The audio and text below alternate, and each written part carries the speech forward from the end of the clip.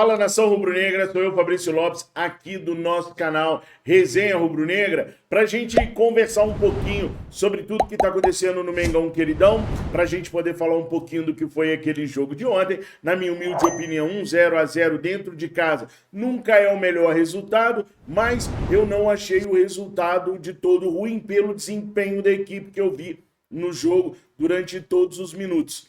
Quero destacar também algumas frases do Gabigol, que falou a respeito sobre o Paulo Souza, e acho muito importante a gente perceber aquilo que o elenco percebe sobre o Paulo Souza.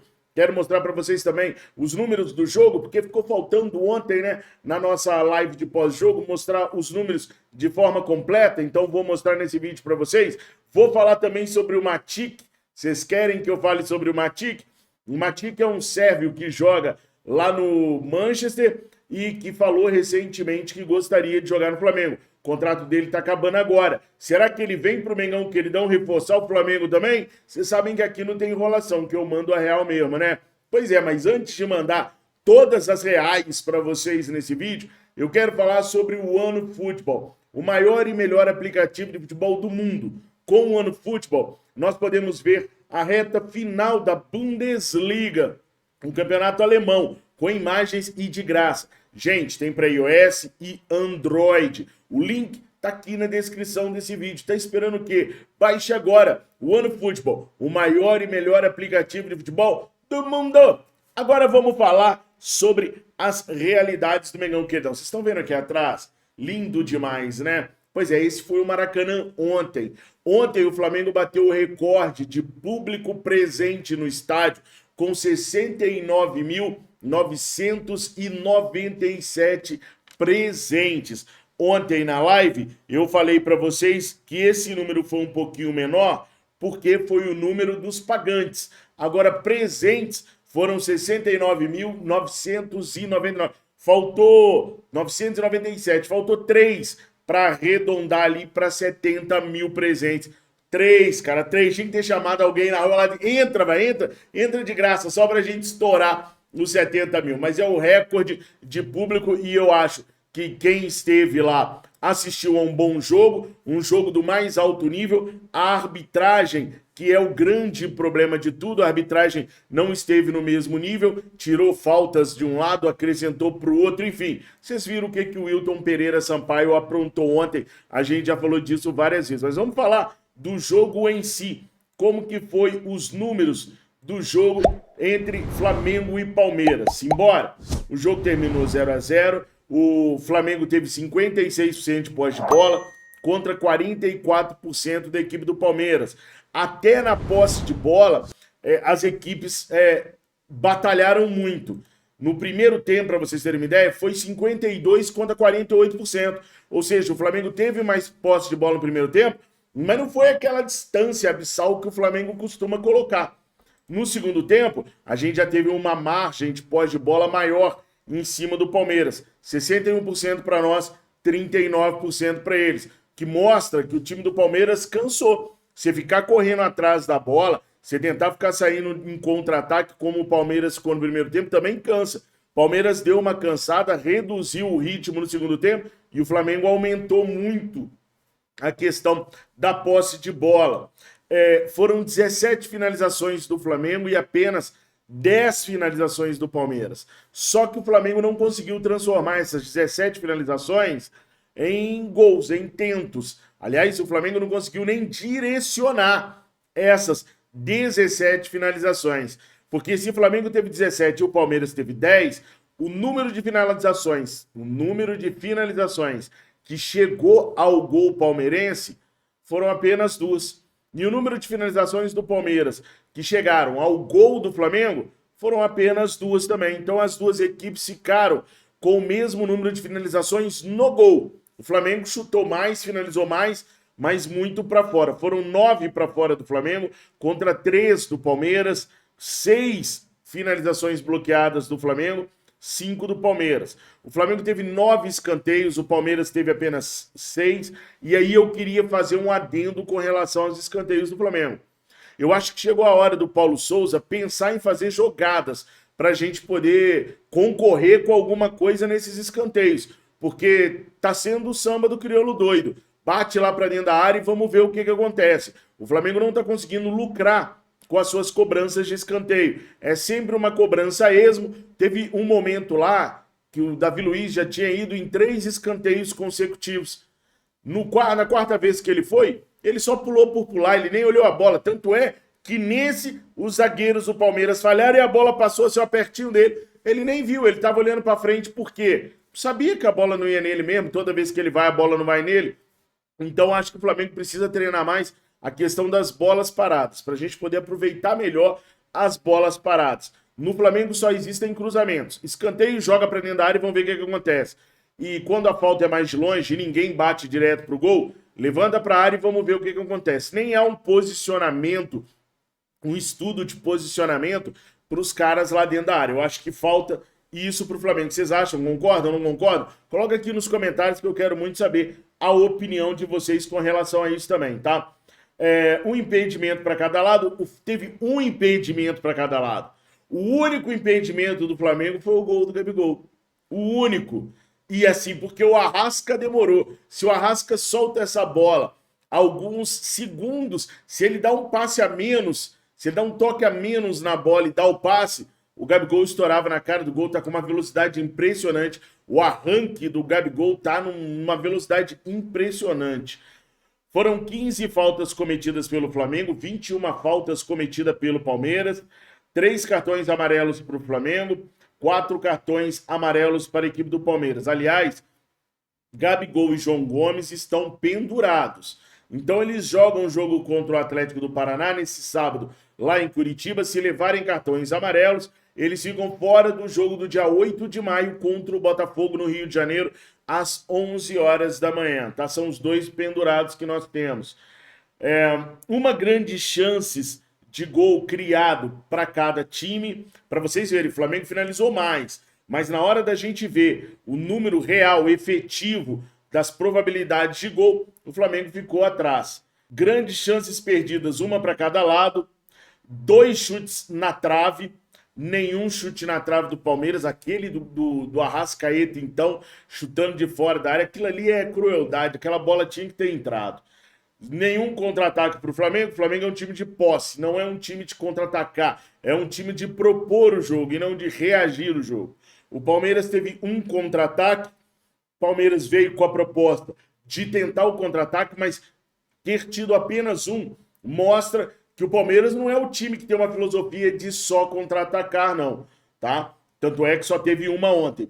0 chutes em contra-ataques do Flamengo, 1 chute em contra-ataque deles, 9 finalizações de dentro da área do Flamengo, 5 do Palmeiras, 8 finalizações de fora da área do Flamengo, 5 do Palmeiras, 2 defesaças do Hugo e 2 defesaças do goleiro Everton. Para mim, acaba com aquela parada de que o Hugo não é seguro, é inseguro. Não teve isso ontem, né? Fez 2 defesaças quando foi acionado, fez defesas em bolas aéreas importantíssimas do meu ponto de vista. Então, esse negócio que o Hugo não é seguro, isso balela, né, gente? Concordamos? Coloca aí nos comentários. Concordamos que o Hugo hoje é um goleiro seguro no Mengão Queridão? Coloca aí que eu quero saber a opinião de vocês. Eu tenho certeza que vai ter muita gente que vai falar que não. 444 passes deu o Flamengo, 347 deu o Palmeiras, 383 passes certos para o Flamengo, 265 para o Palmeiras. Ou seja, o Flamengo teve 86% de acerto nos passes, o Palmeiras 76%. O Flamengo acertou 18 de 40 bolas longas, dando um total aí de 45% de aproveitamento nas bolas longas. Já o Palmeiras acertou 30 de 58 bolas longas, tendo um aproveitamento aí de 52%. Nós demos 20 cruzamentos e acertamos só 3. De 20, acertamos 3, 15%. O Palmeiras acertou 1 em 13, um aproveitamento aí de 8%. Esses, então, são os principais números da partida de ontem, que eu fiquei devendo a vocês, e vocês sabem, né? Quando vocês pedem uma coisa e eu não consigo atender, eu tenho que atender o mais rápido possível, porque aqui no nosso canal, o importante sempre são vocês. Agora, eu vou pedir para você deixar o seu like neste exato momento. Tá almoçando? Não, é 2 segundinhos só. Larga o garfo, a faca e pimba, dá aquela clicadinha ali no like. Já ajudou o nosso canal. Já ajudou pra caraca o nosso canal. Não é inscrito, não? Se inscreva então no nosso canal. Ajude, colabore com o nosso canal se inscrevendo, dando essa moral pra gente aqui. Valeu? Feito? Vamos continuar então. A gente jogou recentemente contra o São Paulo e a gente venceu o time do Rogério Ceni por 3-1. Por que eu tô voltando na situação do São Paulo? Porque o treinador do São Paulo achava que o Flamengo deveria vender o Lázaro, um moleque que hoje tá jogando fino da bola, tá jogando muita bola, tá ajudando demais o Mengão queridão. Agora, será que tá ajudando mesmo? Será que o Rogério Ceni tinha razão? Gente, pra gente saber se um jogador tá desempenhando, performando bem, a gente tem que comparar ele com outro jogador, correto? Então eu não fui humilde, não. Eu resolvi comparar o Lázaro com o Arrascaeta. Mas não é comparar para falar se o menino tá à altura do Arrascaeta ou não. É comparar para ver se os números do Lázaro são bons números. Por quê? Porque quando você pega o melhor jogador do time, que é o Arrasca, e compara os números dele com os números do Lázaro, você vai estar na excelência, você vai estar comparando com o melhor.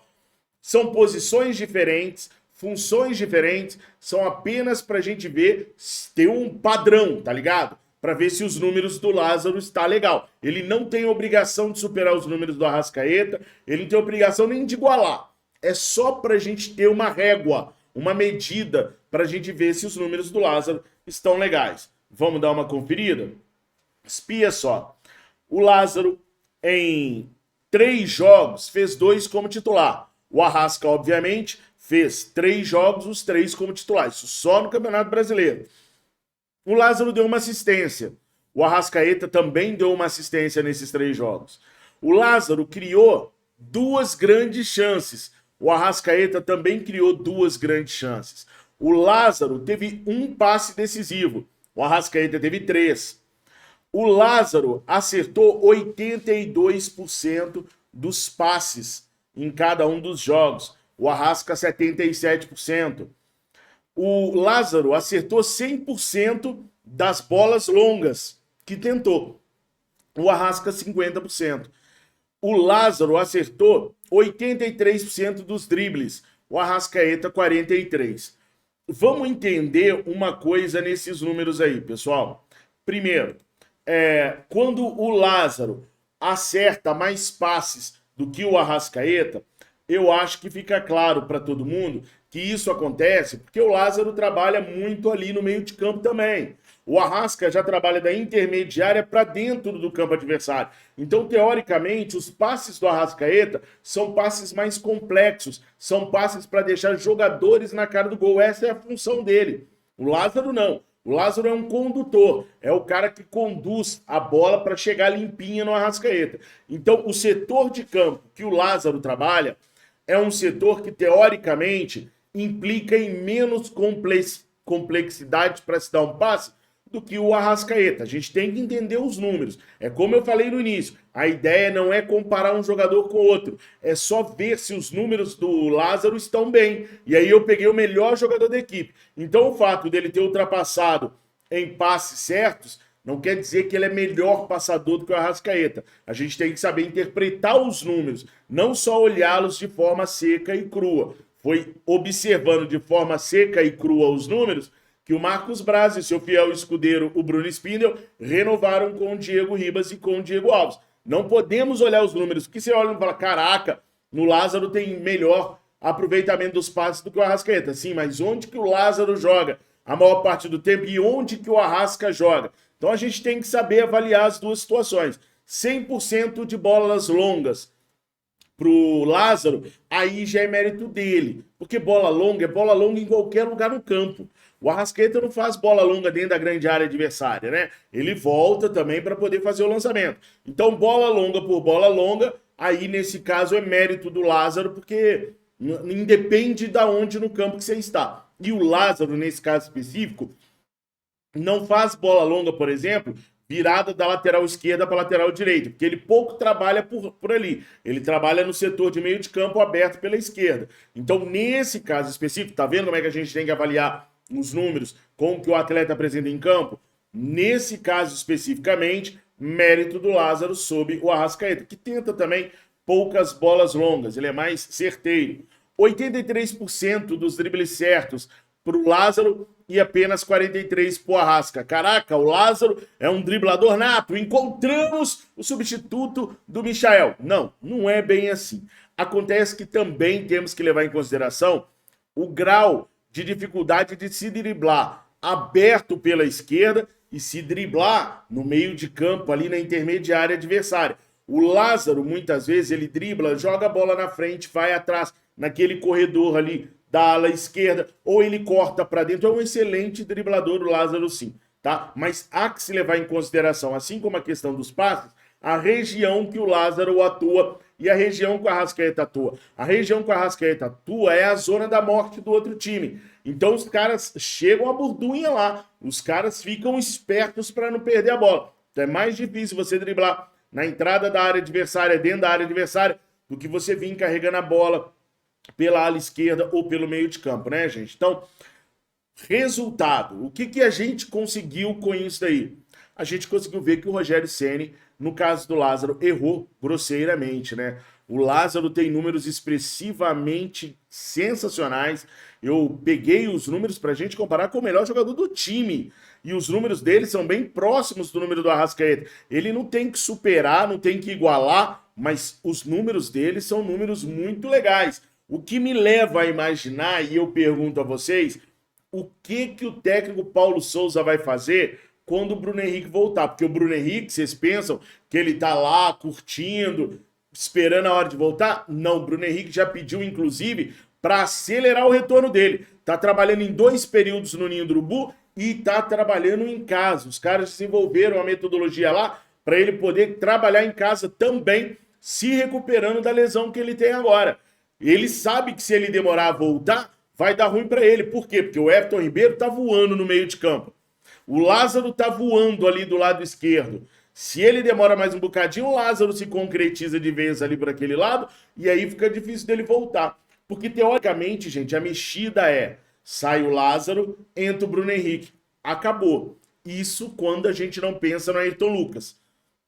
Porque se o Ayrton Lucas chegar voando, se o Ayrton Lucas for melhor ainda do que o Lázaro e do que o Bruno Henrique naquela ala esquerda, a mexida do técnico Paulo Souza vai ter que ser diferente.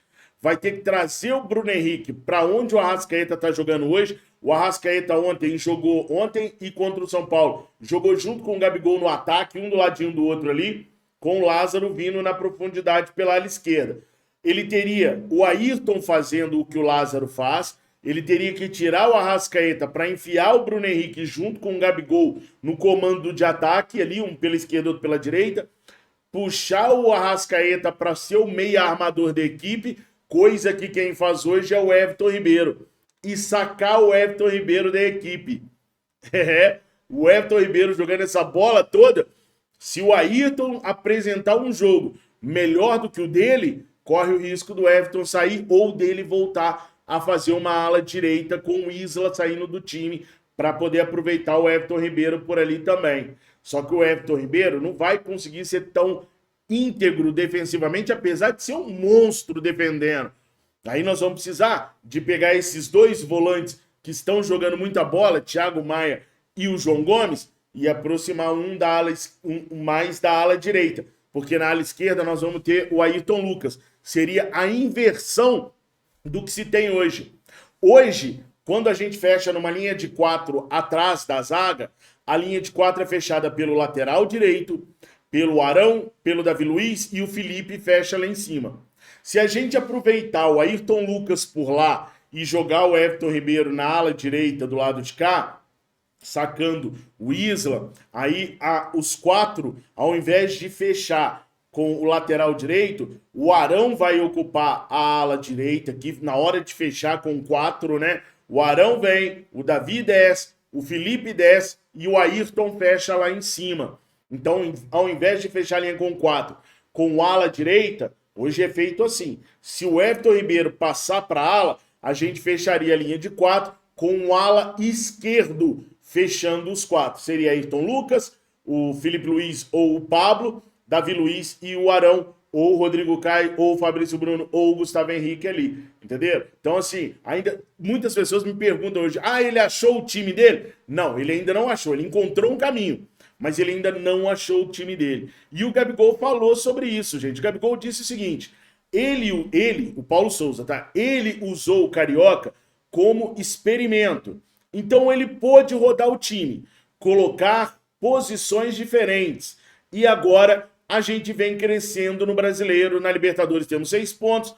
Agora é continuar nessa pegada, trabalhando para a gente conseguir melhorar ainda mais. Palavras do Gabigol. Então mostra que o Gabigol também tem um entendimento de tudo aquilo que aconteceu e que está acontecendo no Flamengo nesse momento. Eu expliquei agora para vocês, com a volta do Bruno Henrique e seu Ayrton Lucas, jogar o que ele jogou no Fluminense, jogar o que ele jogou na Rússia, o que tinha que acontecer com o Flamengo. Isso eu tiro do que ele vem fazendo na equipe agora. Mas e você? Você tem uma ideia diferente? Como aproveitar o Ayrton Lucas, o Everton Ribeiro, o Bruno Henrique, o Gabigol e o Arrascaeta de uma vezada só? Como vocês fariam para lidar com essa situação? Fariam simples? Voltariam com o Ribeiro para o banco de reservas? Manteriam o Isla ali? Ou fariam aquilo que eu mostrei? Ou teriam uma ideia diferente? Coloca nos comentários que eu quero muito saber a opinião de vocês. Matic. Vamos falar sobre Matic? Matic é um volante /meia do Manchester, muito habilidoso, sérvio, conterrâneo do Petkovic, e que, muito provavelmente, por causa do Pet, tem um conhecimento mais amplo sobre o Flamengo. Há um tempo atrás, numa entrevista para os canais TNT, ele disse que gostaria muito de jogar no Flamengo. E aí vocês sabem, né? Falou que gostaria de jogar no Flamengo, manchetes para todo lado. O pai do Gerson falou que um dia, talvez, o Gerson voltará, e nós já tivemos manchetes aí, Gerson voltando para o Flamengo. Você aprovaria Gerson de volta ao Flamengo? Gerson quer voltar. Sonho da família é ver Gerson no Flamengo. Uma dessas, inclusive, é minha, tá? Imagina com o Matic, então, um sérvio, falando que quer vir para o Mengão Queridão. Mas explodiu tudo ao mesmo tempo, né? Só que é o seguinte, gente, a realidade do Matic é um pouco diferente. O técnico José Mourinho já está conversando com o staff do jogador para levar o jogador lá para Roma. Também eu nem sei onde o Flamengo iria encaixar tantos meias, né? A gente falou no vídeo hoje de manhã do que vai acontecer com o Arthur Vidal, com o Fernandinho, com o Andréas, vários jogadores aí que a gente classifica como volante, mas que podem naturalmente no futebol brasileiro jogar de meia. Fernandinho não, Fernandinho é mais defensivo. Mas o próprio Arthur Vidal, ele aparece muito no ataque, faz um box-to-box muito bom. Ele ainda tem muito gás, tem muito fôlego. Não serve para a Europa, mas para nós serve para caramba aqui, né?